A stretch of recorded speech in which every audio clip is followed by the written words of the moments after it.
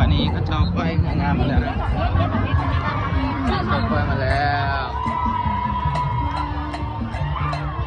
การกระแสงามเต็มไปด้วยความเพลิดเพลินเนาะก้อยงามมาทีละล้ำเนาะวันนั้นต่อหน่อยมันแกงนะวันอะไรนะวันก้อนมู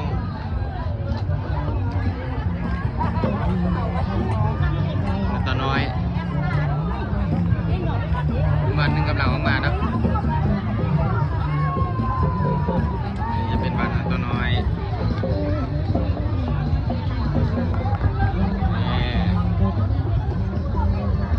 มาแล้ว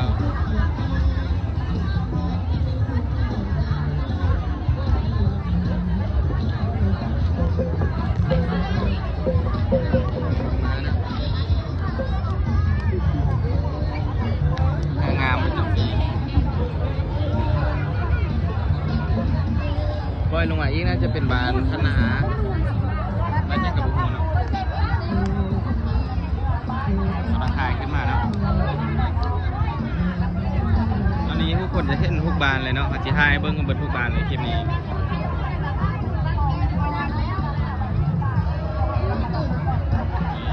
ถ่ายขึ้นมาแล้ว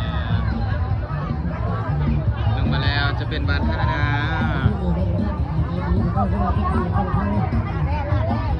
เป็นเทียงงามเนาะ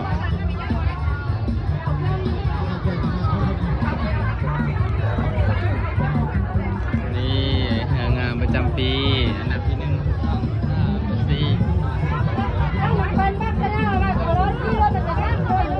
ได้รางวัลเป็นที่ด้วยนะ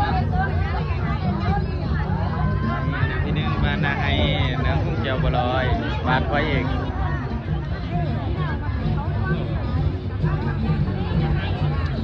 ยิ้มแน่ไอ้เต้นอ่ะมาได้ไง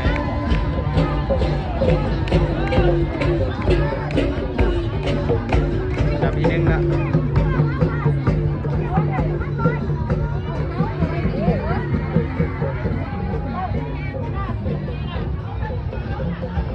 นี่อันดับที่2ตามมาโดยบ้านอาหารแข้งบ้านแกงนะ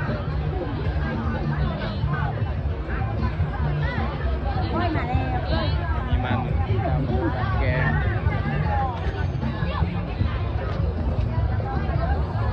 กำลังถ่ายขึ้นมาเนาะ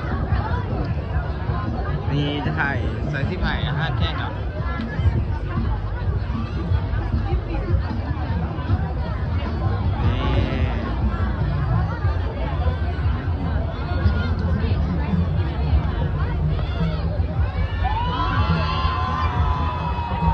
แข่งเรือแซมปีกายเนาะอันดับที่1ของ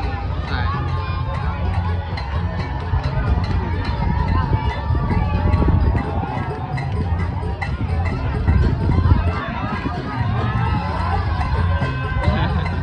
มีกองเสียเนาะม้วนดูเต็มไปด้วยกองคืนตามมาด้วยบ้านนาตัวน้อยบ้านนาตัวน้อย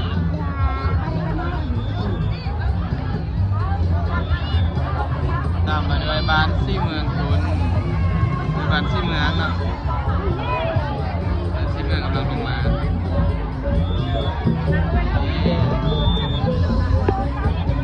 ซี่เมืองก็คือว่าเป็นบ้านนึงที่เป็นเนื้อไว้ทุกคนเนาะ1 ใน 3ต้องมีซี่เมืองอยู่แล้วงามมากคน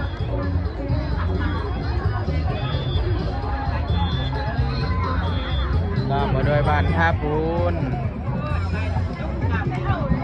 อันนี้จะเป็นบ้านท่าปูนเนาะบ้านกองดัง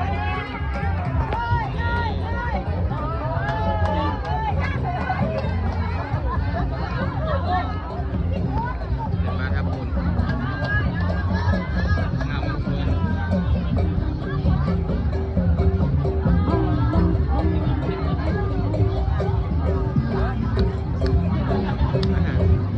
บ้านทับปูนนี่กะบ้านทับปูนนี่คือว่าเป็นบ้านกองดังอีกบ้านหนึ่งเลยเนาะตามมาด้วยบ้านนาซัมภาษางบ้านนาซัมภาษางกำลังถ่ายลงมา น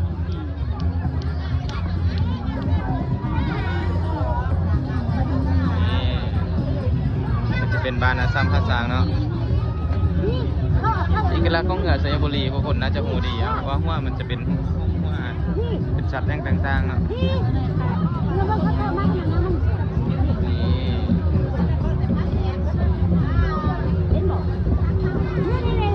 ี่บ้านธนานี่นางงามก็งามเนาะ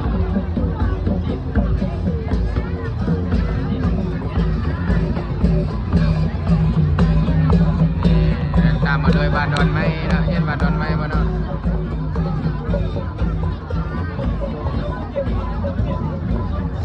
บ้านดอนไม้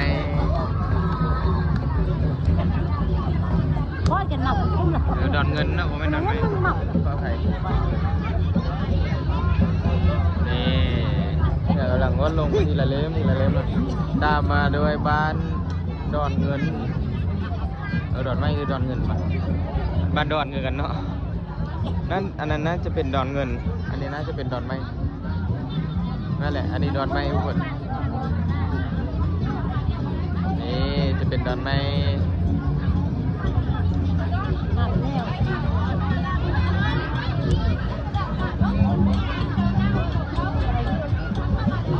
เห็นไหมทุกคนอันนี้จะเป็นบ้านซีเมืองนะเงือดีเงือดังเงือไว้บ้านยังเหรอซีเมืองคลิปนี้เอาชิบตัดต่อเลยเนาะนางงามก็งามอันนี้แซมอันดับที่1นางงามเนาะห้องนางงามสร้างงามแม่นใช่ไหมตามมาด้วยวันที่มงคลอันนี้จะเป็นเฮียดีเฮียดังอีกเรื่องนึงนะที่มงคลอันนี้บ้านทับโพน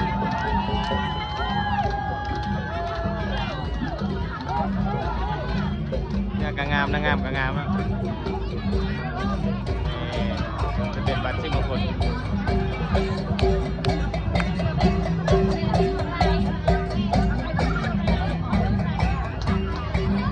อันนี้บานอาซัมเนาะตามมาโดยบานท่าเดือปีนี้เขาร่วมปีช่องปีหำบินหรือว่าปีช่องนะเสือไม้เนาะเสือดอกไม้บานท่าเดือนี่นั่นจะติดทางแข้งรถกระบางเนาะ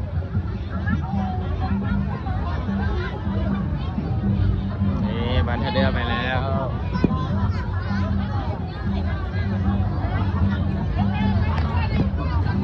นี่บ้านดอนเงินที่ไทยเบิ้งทุกเล่มเลยเนาะ34 เล่มนี่บ้านดอนเงิน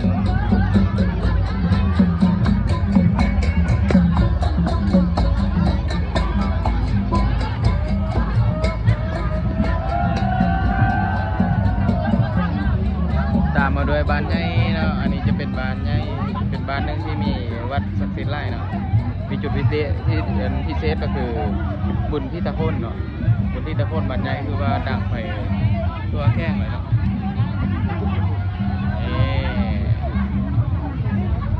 บ้านหนึ่งที่มีเอกลักษณ์ไร่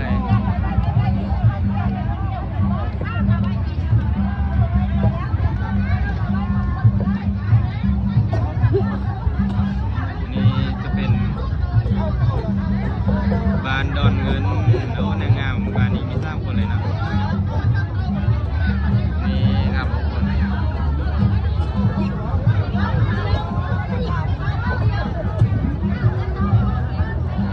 บ้านดอนไม้ตามมาด้วยบ้านนาตัวใหญ่แล้วลงมาแล้วบ้านนาตัวใหญ่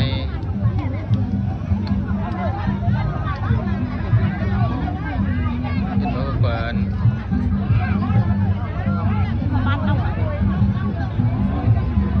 อันนี้เป็นบ้านนาตัวใหญ่เนาะ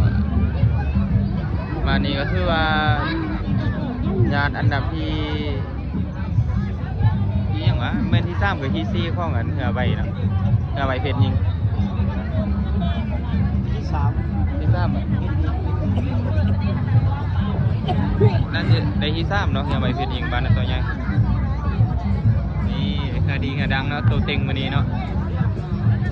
บ้านซี่มงคลนี่นางงามกับงามไล่เนาะ ามเหือกะงามคนกะงาม เขาเชื่อคนนี้หรอก นี่แหละเขาปีฮามิดนี่มาปีฮามิดเหือบันแกงเข้า แล้วเขามาขี้เลย อันนี้จะเป็นบานท่าเดือเนาะเขาความปีฮามิดตามมาด้วยเหือบานนาเราจุดพิเศษของวันนาเราว่ามันจะเป็นมาว่ามา แต่นี่นะรถก็รถเองไปต่อ เอกลักษ เนื้อ ณ์ เตานะ เอกลักษณ์ว่าเพิ่นจะเป็นมานะนี่อันนี้จะเป็นเหือบานใหญ่เนาะ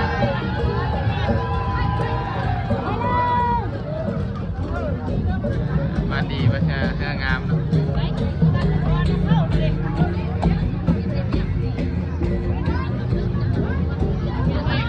อันนี้จะเป็นเหือบานนาเราเนาะว่าเหือแจ้งสยามบุรีมีจุดพิเศษจุดเด่นจุดด้อยแตกต่างกันเนาะแบบจุดเด่นมันก็คือว่าเอกลักษณ์นะอันนี้จะเป็นเหือไม้ลำเดียวเนาะจะบ่มีเหือต่อเอิ้นว่าเหือชุดแต่จะเป็นเหือโคนเนาะไม้ลำเดียวเลยตามมาด้วยบันบุงนี่ปีไก่งานอันดับที่2ของเหือใบเพชรสายได้คือว่าปีนี้สิเข้าไปสิ่งไหนอยู่บ่หรือเป็นจังได๋ของกะหาเบิ่งเนาะเพราะปีนี้ตัวเต็งเข้ามาไล่เนาะสายสีไผ่จากนกกระบางบันบุงอันนี้บ้านนาต่อใหญ่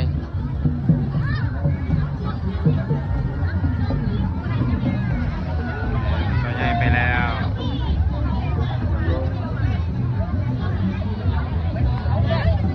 เนื้อล้ำนี่มันเนื้อใหม่เลย แม่นเพื่อเขาต่อ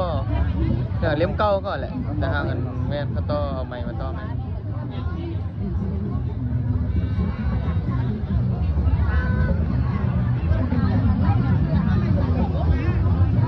ตามมาด้วยบ้านธนาก็เป็นบ้านเสาค่ายบ้านหนึงเนาะถัดจากบ้านพวงไปพวงก้อยจะเป็นบ้านธนาอันนี้จะเป็นบ้านธนาหนึงสิพายมาจากใส่กับหมูเนาะงามนาย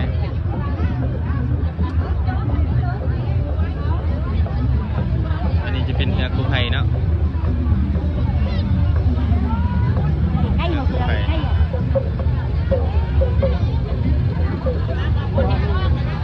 แต่ข้างหน้านี่เป็นเทศบาล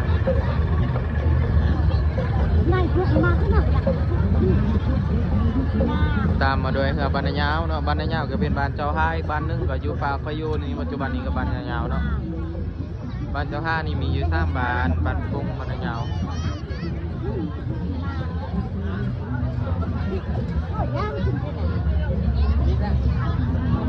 นี่เอาข้ออนุญาตไปนั้นก็แป๊บนึงมาจับมันนี่ให้เหือแต่ละลำมาห้ำอันนั้นให้มาเลยนั่งนี่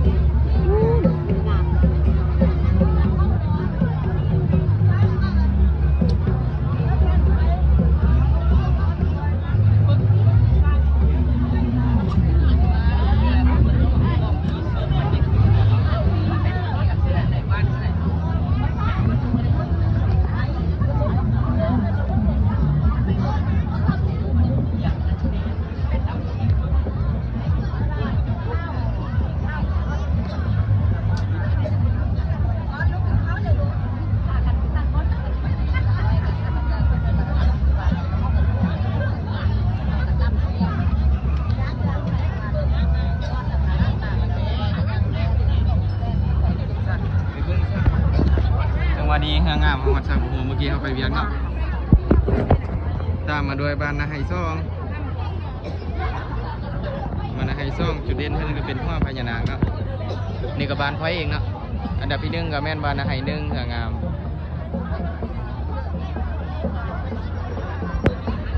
เมื่อกี้เขามีเวียงเนาะเขาเลยบ่ได้พัก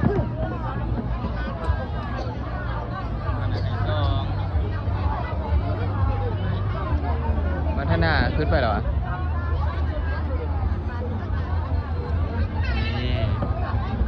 อาจีโบตัดต่อเลยเนาะอาจีให้ไปเลยคนจะเห็นเต็มเลยว่ามีเรือเล่นได้แน่บ้านได้แน่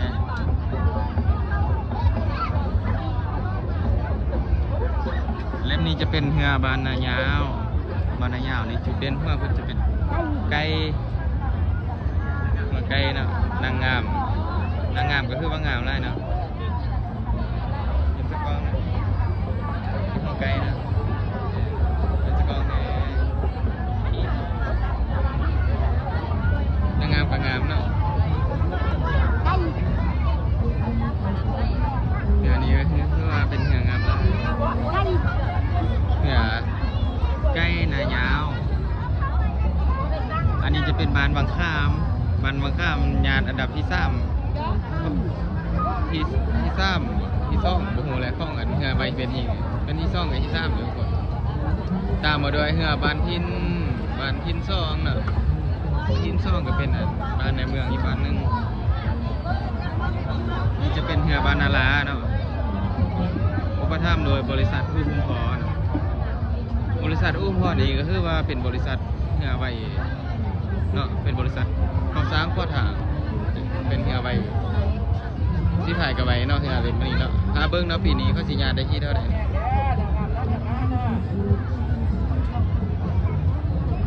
ตามมาด้วยบ้านที่1บ้านที่ดีเลยเอาเหือก็ความช่องเล็บเนาะจะเป็นบ้านที่1นะครับบ้านที่2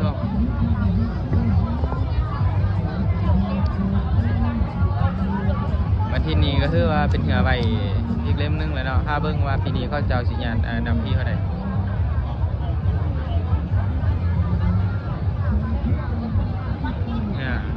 ว่าเงินใส่สีเขียวนะเอกลักษณ์แรกตาเป็นเอกลักษณ์เฉพาะตัวเลยนะต้องบันทินนะ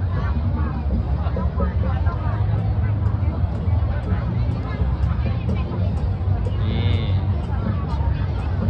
บ้านนายาวนี่เมื่อกี้นี่ใกล้นี่กล้องยาวขึ้นในอันดับที่1ตามมาด้วยบ้านลองปอ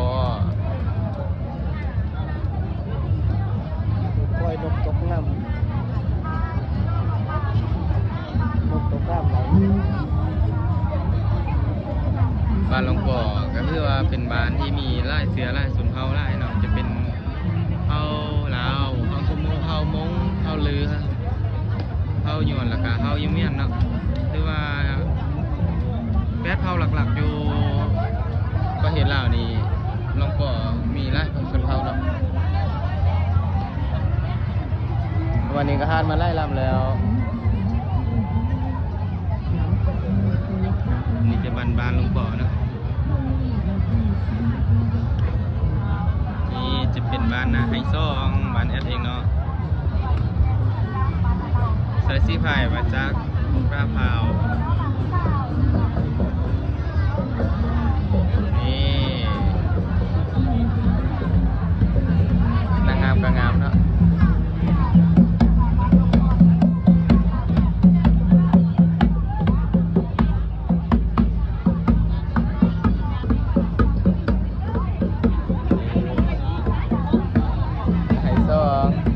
น่าจะหมดแล้วทุกคน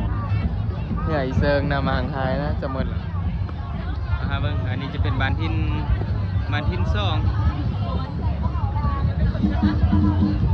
นี่แล้วเบิ้งวันนี้โอ้บ้านทิน2นี่ไม่มันปันมือที่ยังเนาะ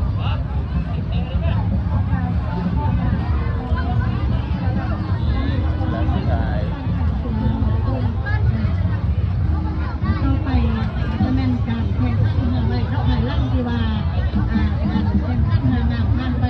แต่ละ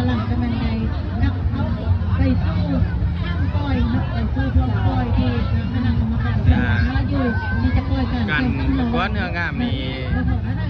เบิ่นแล้วเนาะทุกคนถ้าเบิ่ง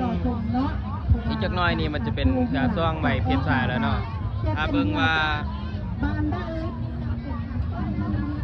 เป็นแสดงแล้วไฟสิไฮอัปเดตให้เบิ่งเนื้องามนี่ก็คือว่าพวกลำแล้วเนาะเอาไฮให้เบิ่งบทผู้ลำคลิปนี้ผู้ใดมากกับฝากกดไลค์กด Subscribe กดติดตามให้เด้อไฮมาจากสดๆวันที่8 เดือน 10 2025ยิ่งแป้งสยามบุรีเนาะนี่พาลองพ่อกำลังถ่ายขึ้นมาเนาะนั่งบัดกงแล้วก็บันทินเนาะอันนี้จะเป็นเฮือเซิงหรือเราต้องคนลาวการช่องเฮือจะมีเฮือเซิงเฮือยีเกิงเนาะ